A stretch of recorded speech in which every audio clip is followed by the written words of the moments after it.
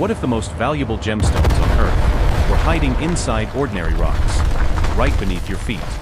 Every year, millions of tons of rock are extracted from deep within the Earth, crushed, washed, separated, and analyzed with extreme precision.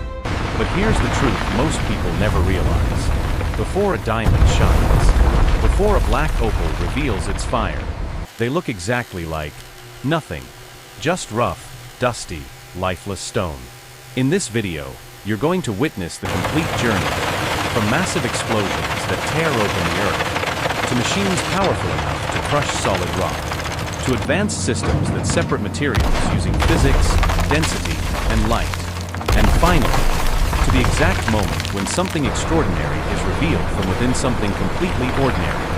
No narration will guide you further. No explanations will interrupt what you see, because this process is best understood when you experience it. Watch closely. Every movement, every machine, every fragment of stone, because somewhere in this process, hidden in plain sight, are diamonds and black opals, waiting to be discovered. Now, sit back and enjoy.